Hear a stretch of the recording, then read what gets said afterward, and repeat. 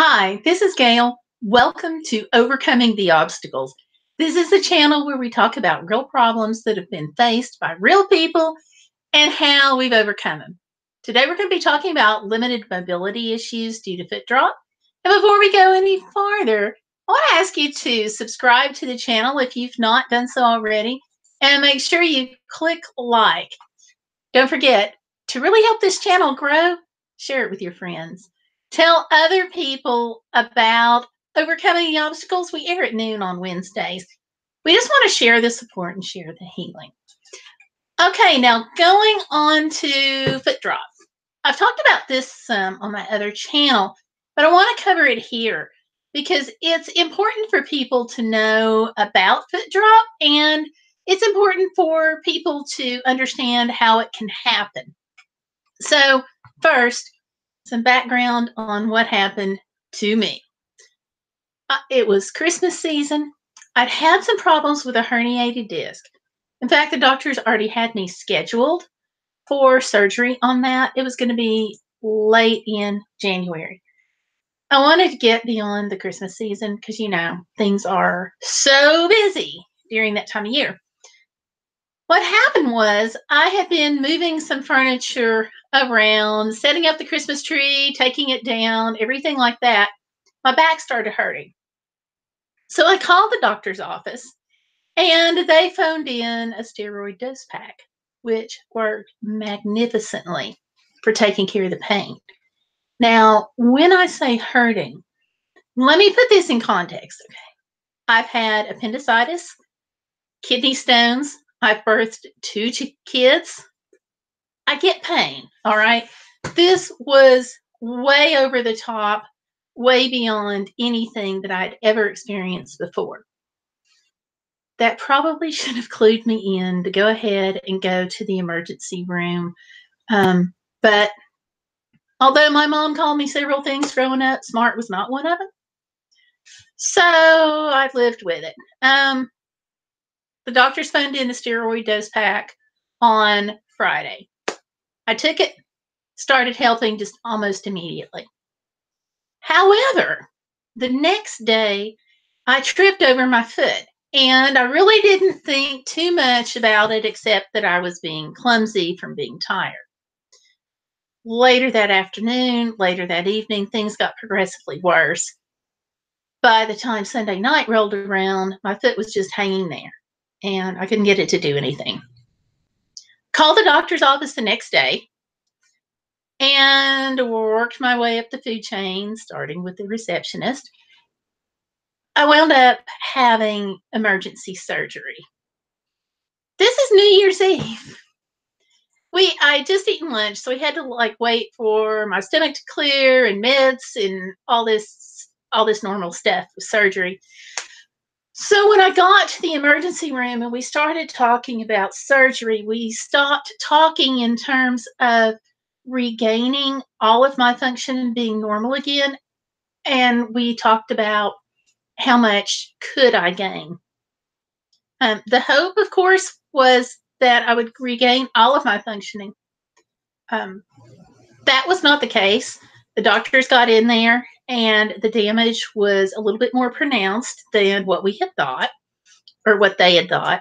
And what had happened was my disc that had been bulging put so much pressure on my nerve in my back going down my leg that the nerve is permanently damaged. I possibly should have paid a little bit more attention, I guess, and going to the ER a little sooner, but I didn't. And when I called the doctor, they phoned in the dose pack. I don't think anybody thought that it was going to be this bad, and certainly not this bad this quickly. But from Thursday night when my back started hurting till that Friday when it was just over the top, to that Monday is when it happened. And if it dropped, developed, and it said, and excuse me, we're where we are, and that's just the way it's going to be. There's no changing this. Let me show you what Mayo Clinic says about foot drop, I'm going to go over to their website so you can learn just a little bit more about it. And I'm going to talk, when we get back, I'm going to talk about living with it. So let's go over to that side.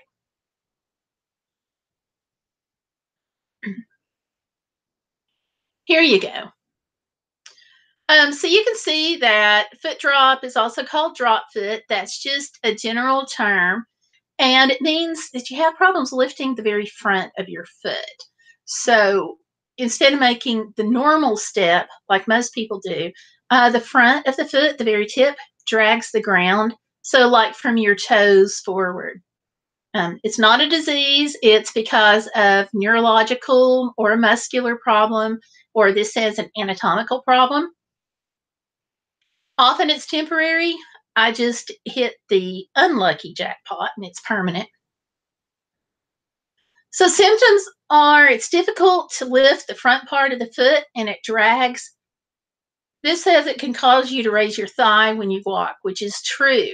You just act like you're climbing stairs all the time. They call that steppage gait. And so you have to step high so your foot can come off the floor completely. And that's what happened when I fell the first time, or tripped the first time. My foot just wasn't coming up, but I didn't realize it. And okay, it says sometimes the skin on the top of your foot and toes feel numb.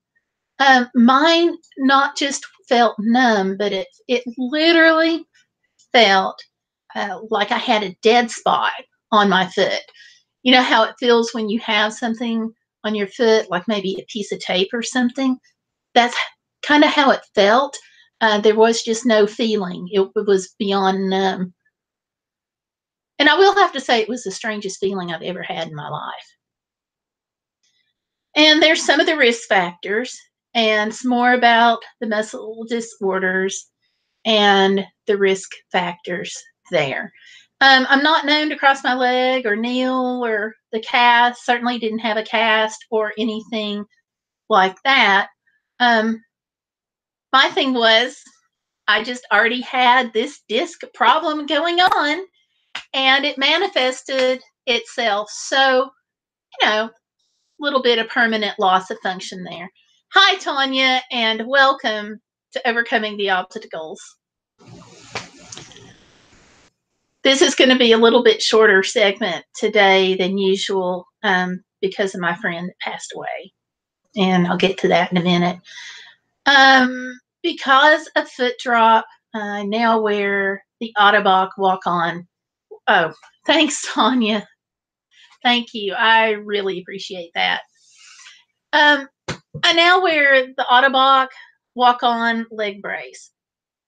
Shopping for a leg brace is like one of the strangest experiences because I had all of these questions. I was terrified I was going to get this heavy metal leg brace and would wind up not being able to move my leg at all. So keeping some kind of mobility was really, really important to me. Tanya, you're in a leg brace. Can I ask which one you're wearing? I got the Ottobock walk-on because the orthotist who put it on said that it would be what he felt like was the best for me. Me personally, the leg brace has driven me crazy. There's a band that goes across the top of the leg brace, and so I go through about 2 to 3 of those per year, and the insurance won't cover it, which is frustrating. Let me go in here and show you the Ottobock website, and you can see what they say about that.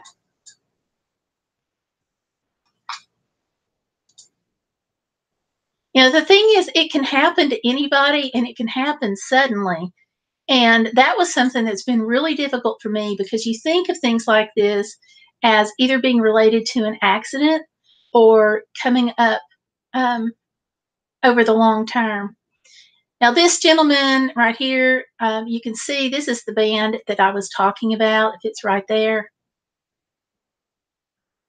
And he has a dog, I will tell you that one of the best ways I found to cope with this is a service dog.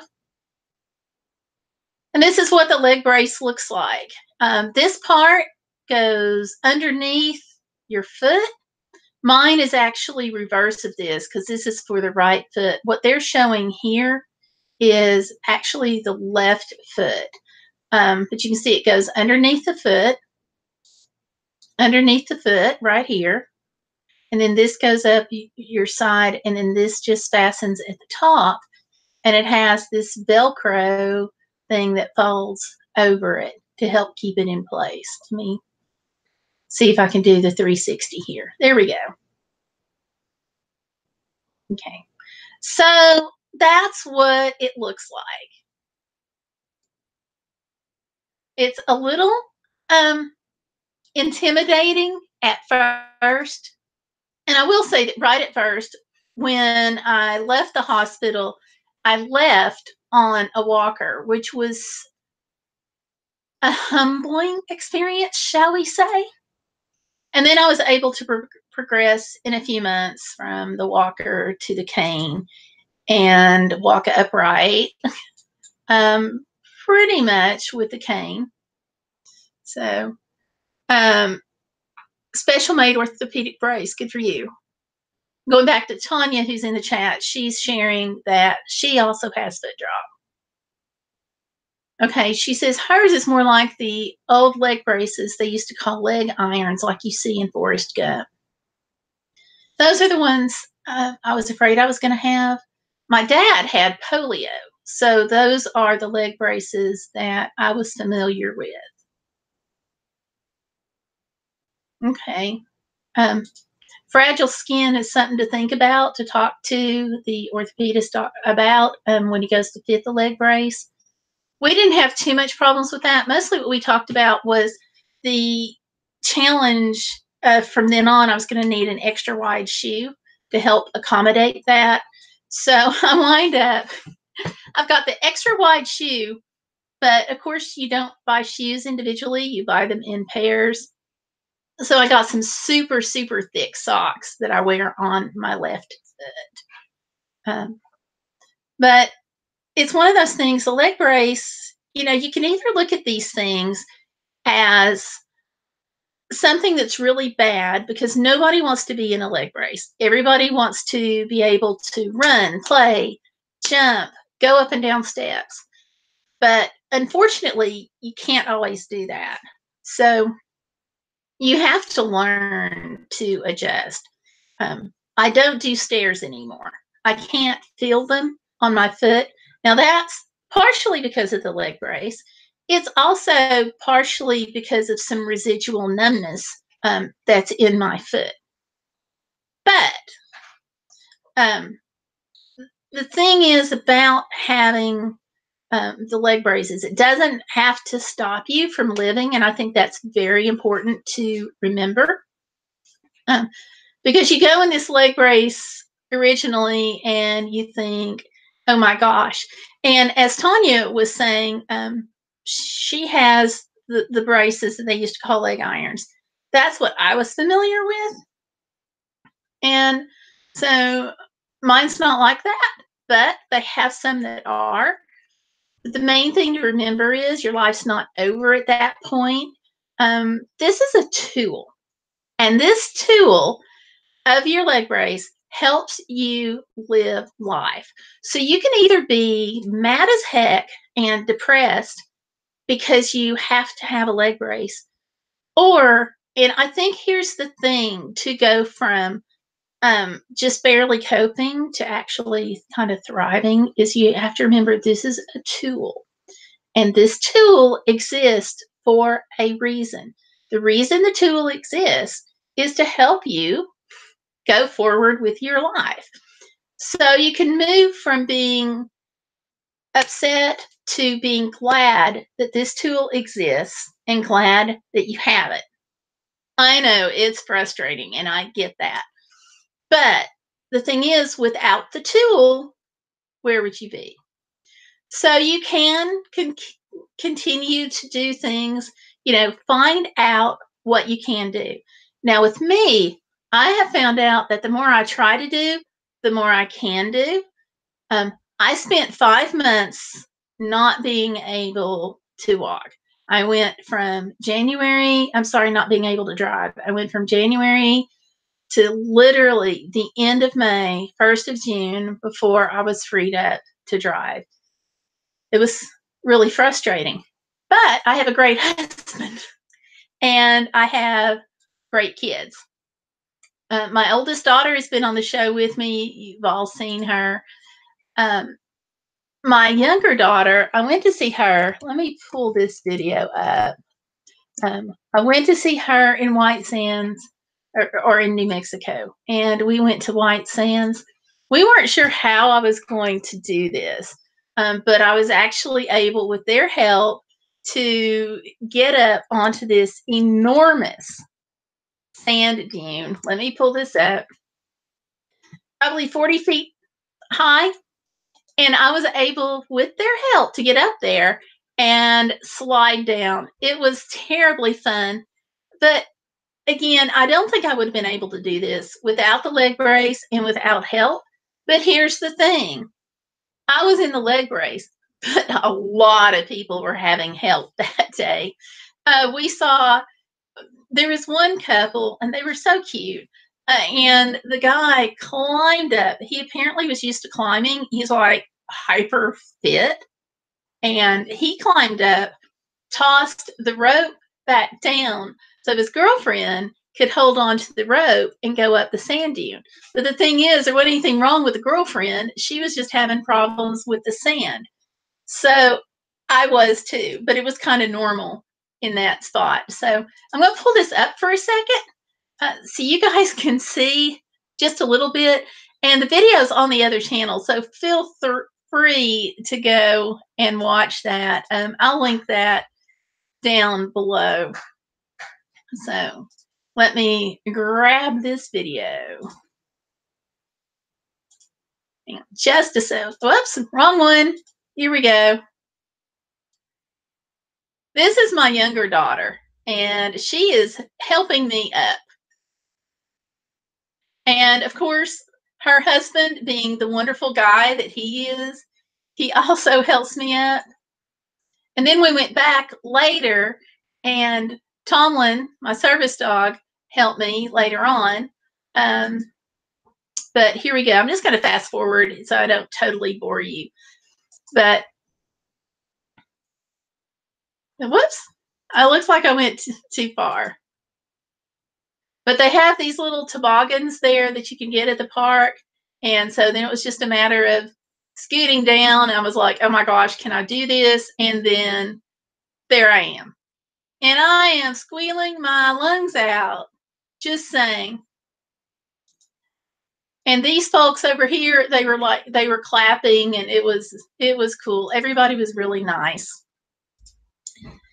I could have just opted not to do that, but I would have missed out on a lot of fun.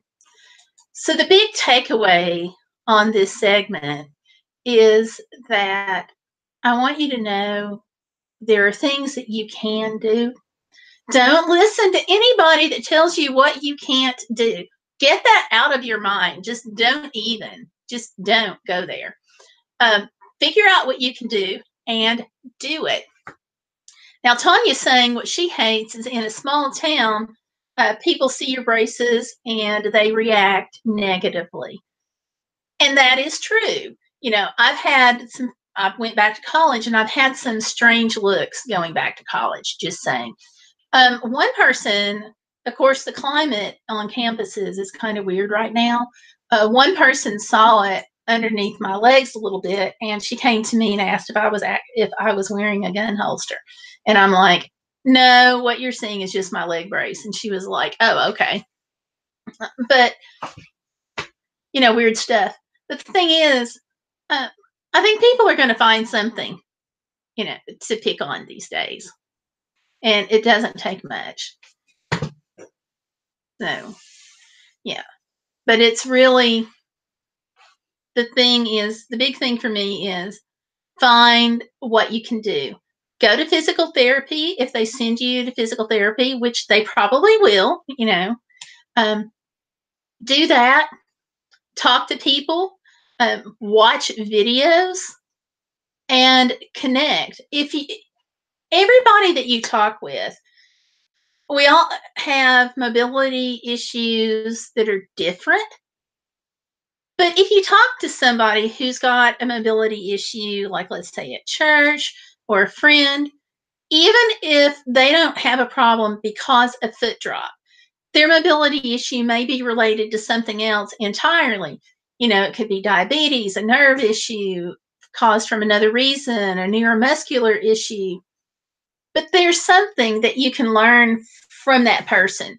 So if there's a support group, go take advantage of that because we learn a lot from each other about life and about how to cope. So the thing is, I just want to reiterate and re-stress, go out there, figure out what you can do, and do it. Don't listen to anybody who would tell you that you can't. Okay.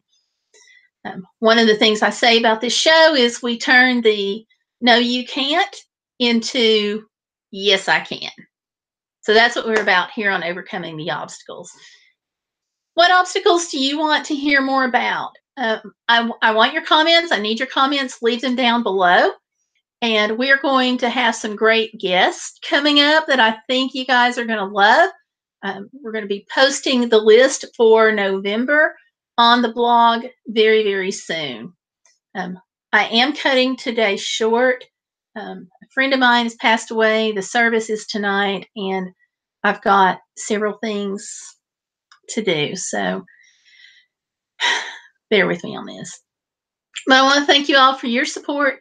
Again, don't forget to click like. I see some of you already have, and I appreciate that tremendously. And don't forget to share it. Thank you all for watching. And Tanya is saying something very important. I don't want to leave without saying this. Tanya is saying, my mom has always made sure I know I can do anything I put my mind to. That is the key to living life fully despite mobility issues from foot drop and anything else. So thank you for that, Tanya. I appreciate that. That's Tanya saying that her prayers are with them, and I appreciate that. So thank you again for watching, and we're going to see you Wednesday at noon right here on Overcoming the Obstacles. Thank you all.